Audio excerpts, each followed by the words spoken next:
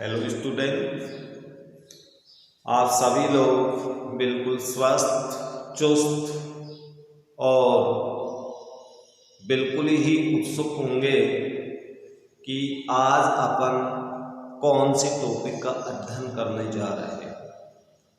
Topic अपना वही है जो पूर्व क्लास में था, मैक्सिमा एंड मिनिमा। क्योंकि मैक्सिमा एंड मिनिमा अभी तक आपका कंप्लीट नहीं हुआ है, इसमें अलग से क्वेश्चन और बचे हुए हैं जो कि समस्यात्मक क्वेश्चन हैं। और समस्यात्मक क्वेश्चनों के अंदर जिस तरह से अपन इक्वेशंस बनाते थे पूर्व कक्षाओं में, उसी टाइप के क्वेश्चन हैं, लेकिन यहाँ इक्वेशन फंक्शंस की बनानी है। अर्थात आपको एक फंक्शन क्रिएट करना है और फंक्शन बनने के पश्चात आपको ये देखना है कि उसमें वेरिएबल एक ही होना चाहिए। यदि एक से अधिक वेरिएबल आते हैं तो शेष वेरिएबल्स को आप लुप्त करें और उस फलन को केवल एक वेरिएबल में ही रखें। अर्थात जो वेरिएबल आपको ज्ञात करना है या जो आपको राशि ज्ञात करनी है उसके अकॉर्डिंग उसको बदलने की कोशिश करें। तो ये थोड़ा सा अभ्यास वाला मैटर है। अर्थात आप अपने नोटबुक में जितना ज़्यादा अभ्यास करोगे उतना ही आपके समझ में आएगा। इसके लिए कोई विशेष फॉर्मूला नहीं है। कभी आप ये सोचें कि सर इसका ऐसा कोई फॉर्मूला बता दें जिससे कि हमारे पास फंक्शंस बन जाए। फंक्शंस बनाने के लिए फॉर्मूला नहीं है, केवल मात्र अभ्यास और थोड़ा सा अपना दिमाग अर्थात आपकी मेंटल एबिलिटी जांचिए। अर्थात आपका दिमाग कितना दौड़ सकता है, भग सकता है।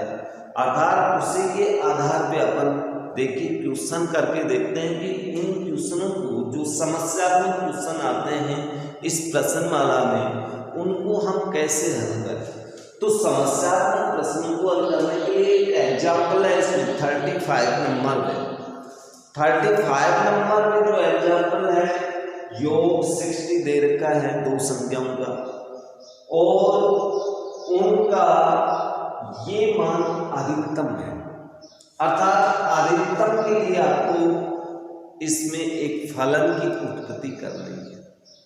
तो अपन सबसे पहले ऐसे क्वेश्चनों को हल करने के लिए, ये 35 का फर्स्ट है, तो सबसे पहले अपन यहां पर लिखेंगे माना वे संख्याएं x तथा y। लेकिन प्रश्नानुसार, अब देखिए प्रश्नानुसार आपको ये दिया हुआ था इसमें कि दोनों का योगफल 60। तो इनमें से किसी एक संख्या का मान अपन निकाल सकते हैं पक्षांतरण करके। y = 60 - x। ये आपके पास एक मान आ गया है y का। x का भी निकाल सकते हो, y का भी निकाल सकते हो। अब इसके बाद में अधिकतम के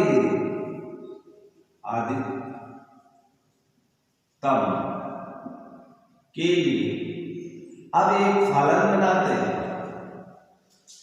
फलन f बराबर आपको दिया हुआ है x/y। लेकिन यहां पर देखिए मैंने केवल f लिखा, वेरिएबल कोई नहीं लिखा, नहीं x लिखा नहीं y लिखा। क्यों नहीं लिखा?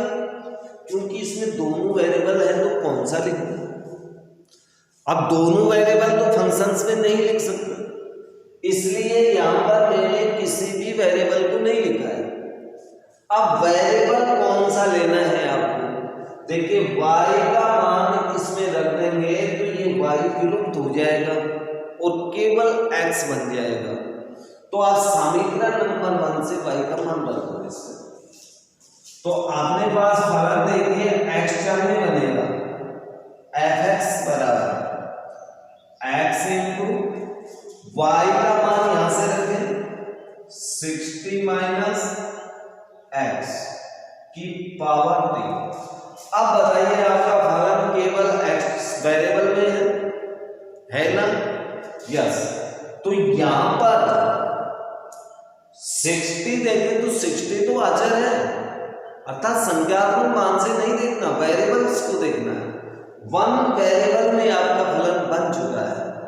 अब 1 वेरिएबल में बन चुका है तो इसका x के सापेक्ष अवकलन करना, इस चर के सापेक्ष करना पड़ेगा, जिस वेरिएबल में फंक्शन होगा उसी के सापेक्ष। तो x चर में है तो x के सापेक्ष, y चर में है तो y के सापेक्ष, t चर में है तो t के सापेक्ष, अन्य थीटा चर में हो तो थीटा के सापेक्ष। तो यहां पर अवकलन x के सापेक्ष, x के सापेक्ष fx का करोगे तो f'(x) है। अब इसका तो यहां पर दो संख्या गुणा में गुणन नियम का प्रयोग करो। फर्स्ट को छोड़ दो, सेकंड वाले का अवकलन, सेकंड का अवकलन करेंगे तो पहले घात का होगा 3 × 60 - x की वैल्यू पावर 2 होगी।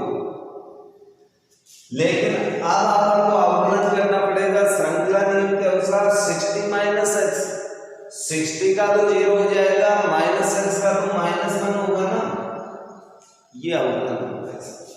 फिर प्लस, अब सेकंड को छोड़ दें, फर्स्ट का अवकलन 1 होगा, सेकंड को हमने छोड़ दिया 60 - x की पावर 3, अवकलन हो गया। या इसको साफ साफ लेते हैं अपन, f(x) = 3 गुणा करेंगे तो माइनस कितना आएगा, क्योंकि -1 से मल्टीप्लाई है, x × 60 - x की पावर 2 प्लस 60 - x की पावर 3, यह अवकलन। लेकिन अधिकतम मान के लिए इसे 0 के बराबर रखना पड़ेगा, तो f'(x) = 0। अधिकतम या न्यूनतम के लिए, अधिकतम के लिए आपने 0 रख दिया। चलो ये मान रखो -3x 60 - x का होल स्क्वायर प्लस 60 - x की पावर 3 = 0। इसे हल करेंगे अपन तो इसमें से क्या सामने है, 60 - x की पावर 2 तो कॉमन आ गया, अंदर अपने पास बचा -3x, यहां पर प्लस 60 - x बचेगा इक्वल 0। 60 - x का होल स्क्वायर, इसे हल करेंगे तो 60 - 4x इक्वल 0। दो गुणन कर लो फिर, 60 - x का होल स्क्वायर बराबर 0 या फिर 60 - 4x बराबर 0। इसे हल करते हैं तो x = 0, 60 पता है। इसको हल करते हैं अपन तो x = कितना आएगा 50। लेकिन x = 60 संभव नहीं है, x = 60 संभव नहीं है, क्योंकि दोनों संख्याओं का जब योग करेंगे तो एक शून्य होगी और एक शून्य होगी, तो फिर यहां गुणनफल में मान रखेंगे तो शून्य आएगा, तो ये तो असंभव मान है, असंभव। इसलिए x बराबर कितना बचा 15।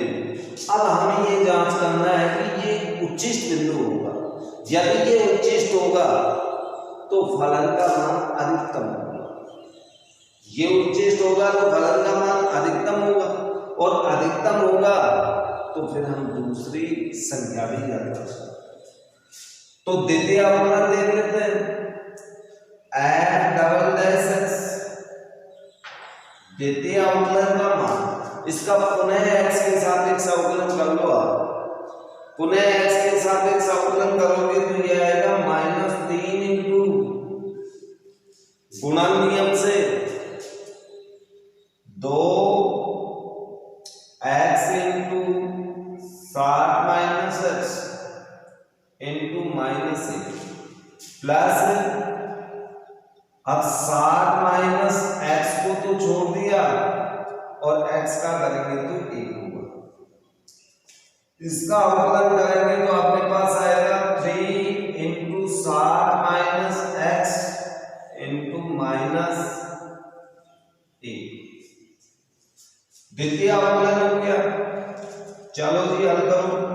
द्वितीय अवकलन का मान 15 पे ज्ञात कीजिए। -3 इंटू 2 इंटू 15, 15 इसमें से घटाएंगे तो 45 -1 प्लस ये आपके पास बच गया 15, 45 का वर्ग प्लस 3 इंटू 45 का होल स्क्वायर -1। इस तरह से आपको संख्या प्राप्त होंगी। कुल मिलाकर के देखिए अंदर की कोई भी मान प्राप्त हो, इसको आप -3 से गुणा करेंगे तो ये ऋणात्मक मान आएगा, क्योंकि 45 का वर्ग है, ये संख्या इतनी बड़ी नहीं है। तो +45 के वर्ग में से -3 से गुणा करेंगे, नेगेटिव, ये भी नेगेटिव, कुल मिला के नेगेटिव। तो f यानी 15 इज लेस देन 0, इसलिए x बराबर 15 उच्चिष्ट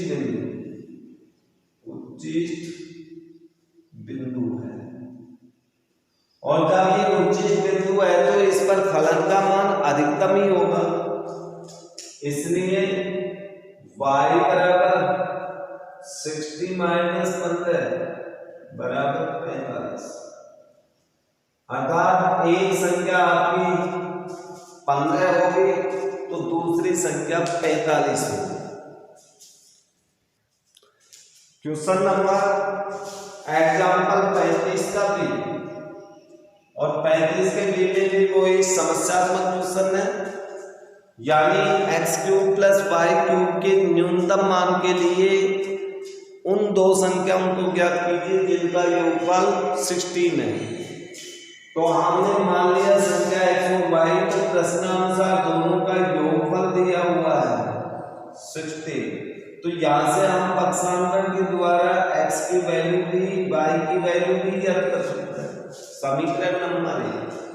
लेकिन प्रश्न में फलन दिया हुआ है न्यूनतम p बराबर x³ + y³, क्योंकि मैंने इसको किसी भी वेरिएबल का फंक्शन नहीं लिखा, या f बराबर लिख सकते हो आप, क्योंकि दोनों चर है। तो y वाला मान इसमें रखेंगे तो अपने पास फलन ये आ जाएगा x का, x³ + y की वैल्यू यहाँ रखते ही y विलुप्त हो जाएगा, 16 माइनस x की पावर 3। अब इसके पश्चात निम्नतम दिया हुआ है, तो निम्नतम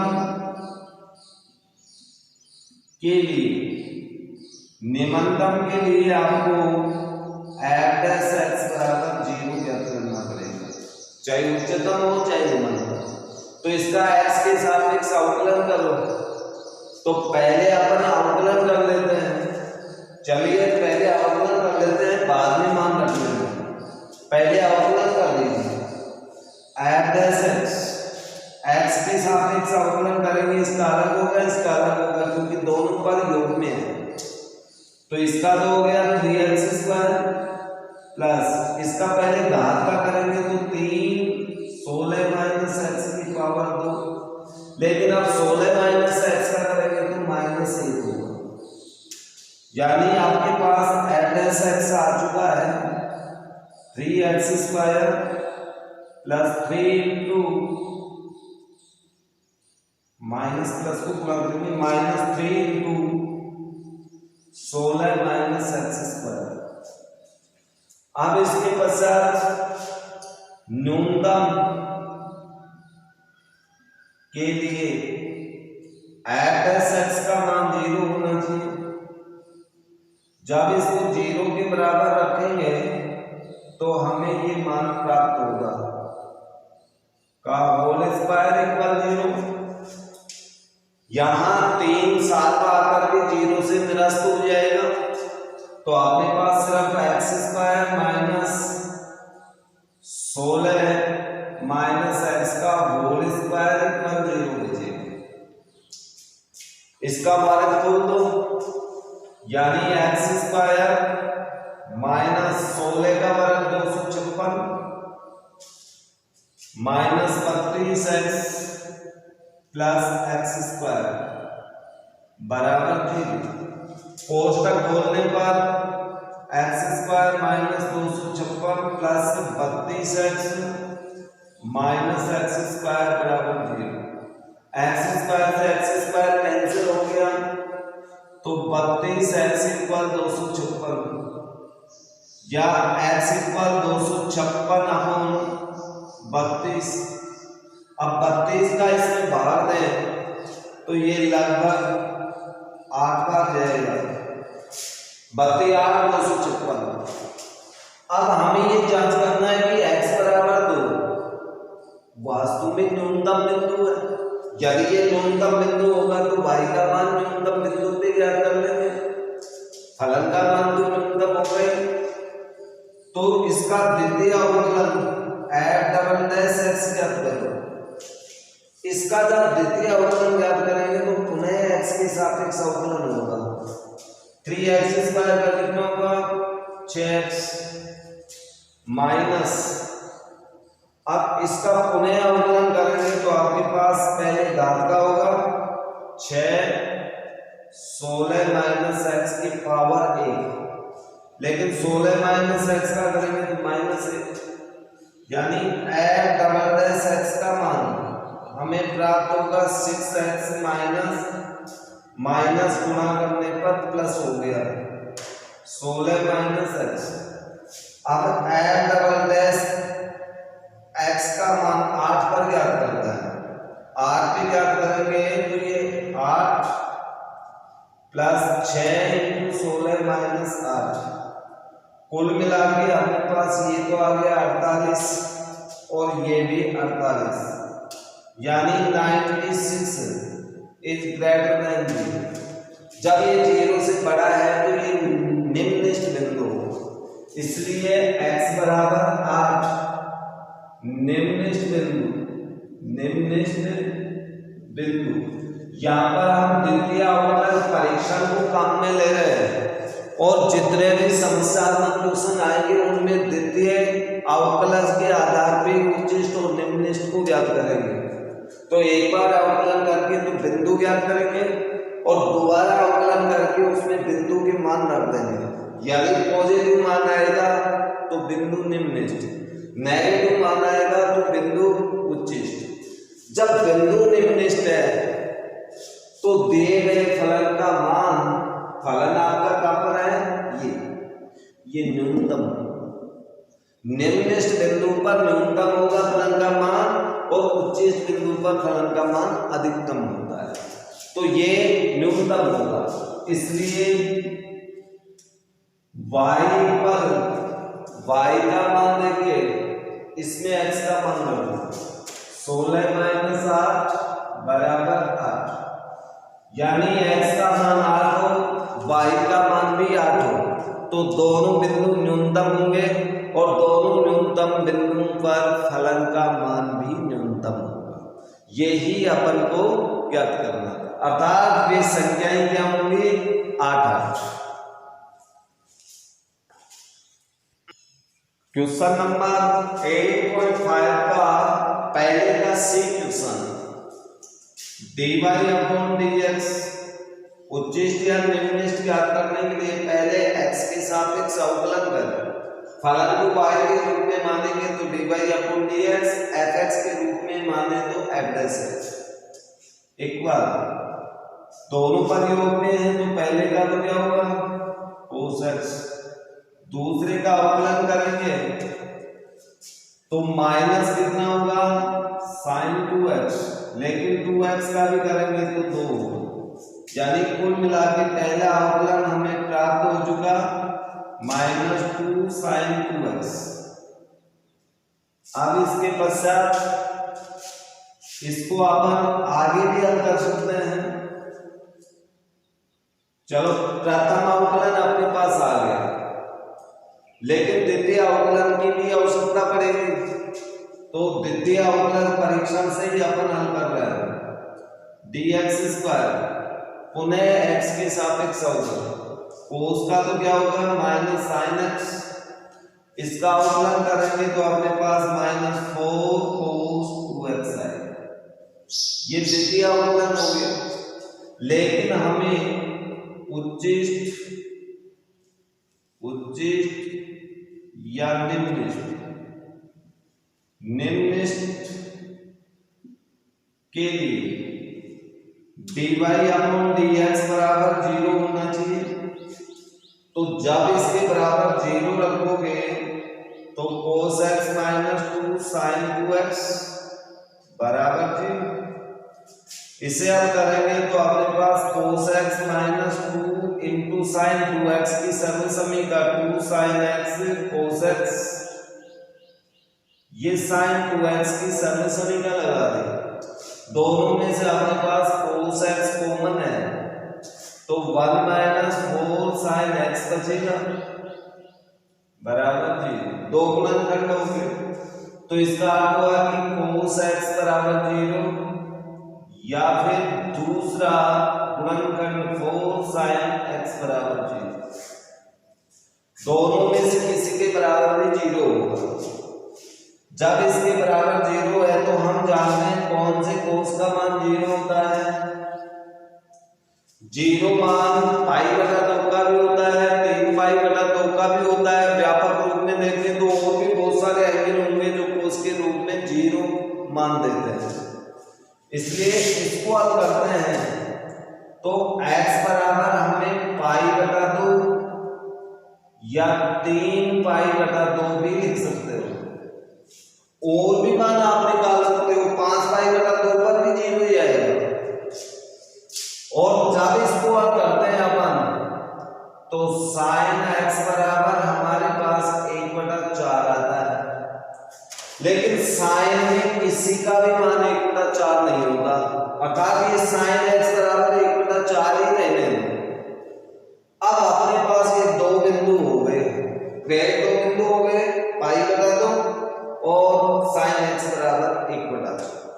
दोनों पर अपन जांच करके देखते हैं द्वितीय अवकलन का परीक्षण। और द्वितीय अवकलन का परीक्षण करें तो π/2 रख के देख लो पहले। तो x बराबर π/2 पर d²/dx², इसका मान देखें तो देखिए कितना आता है -sin x के स्थान पे π/2 -4 cos 2x, तो 2 गुणा x मीन्स π/2। चलो अब करके देखो, इसका मान -1 होगा, -4 इंटू cos π बचा, -1 -4 cos π का मान -1 होता है तो कुल मिला के -1 प्लस 4, तो प्लस का कितना आया 3, अर्थात पॉजिटिव इज ग्रेटर देन 0। द्वितीय अवकलन का मान 0 से बड़ा है, इसलिए अपने पास ये निम्नलिखित बिंदु होगा। 0 से बड़ा मान आ रहा है, इसमें धनात्मक आ रहा है द्वितीय अवकलन, इसलिए आप लिखेंगे x बराबर π/2 निम्नलिखित बिंदु।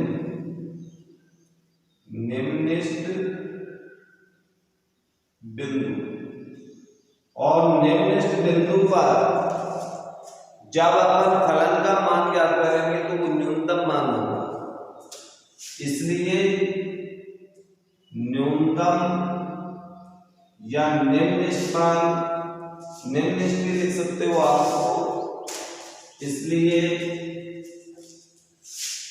निम्नलिखित मान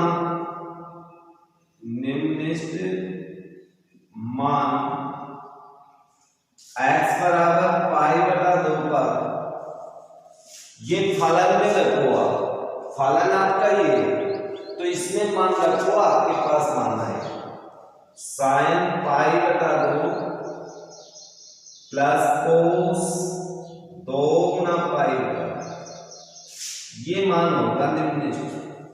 साइन पाई बटा 2 का मान 1 होता है, 2 से 2 कट जाएगा, कोस पाई बचेगा, कोस पाई का मान -1 होता है, दोनों को जोड़ेंगे तो 0 है। एक उत्तर तो अपने पास आ गया, दूसरे की जांच और करते हैं।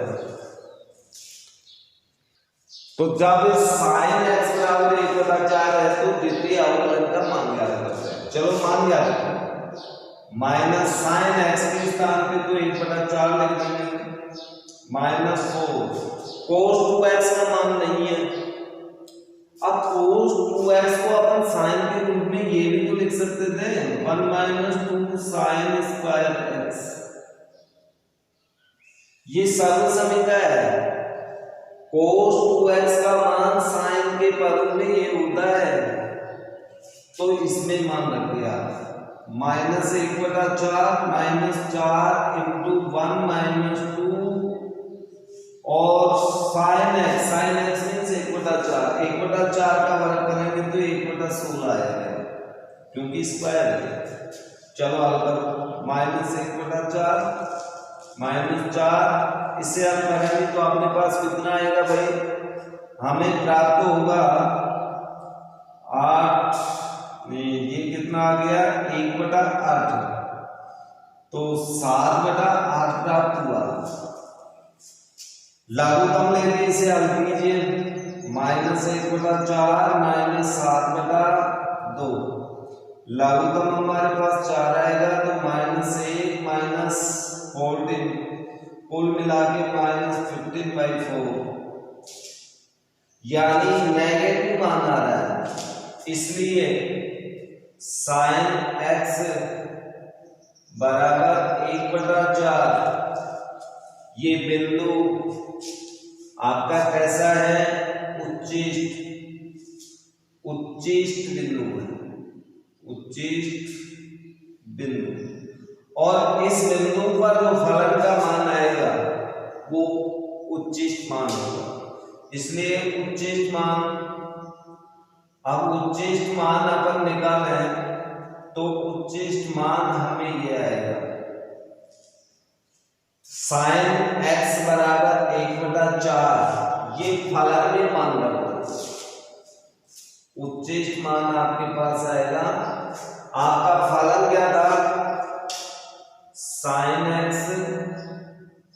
प्लस cos 2x, ये फलन था, इसमें मान रखें तो इसे हम ऐसे भी लिख सकते हैं, sine x plus cos 2x means 1 - sin square x, तो मान रख दो, साइन x का मान 1/4 प्लस 1 - 1/16, लघुत्तम आपके पास 16 होगा, 4 + 16 -1, कुल मिलाकर के अपने पास 19/16 अधिकतम मान होगा, ये आपका आंसर।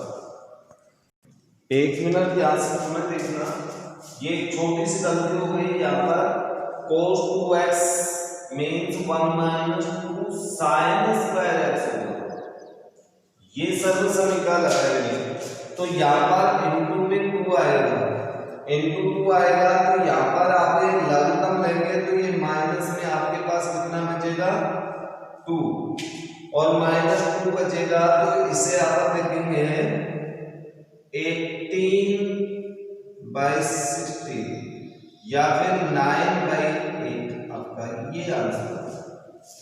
तो इस प्रकार से आप त्रिकोणमितीय फलन वाले जो क्वेश्चंस आते हैं उनके मैक्सिमा एंड मिनिमा ज्ञात कर सकते हैं।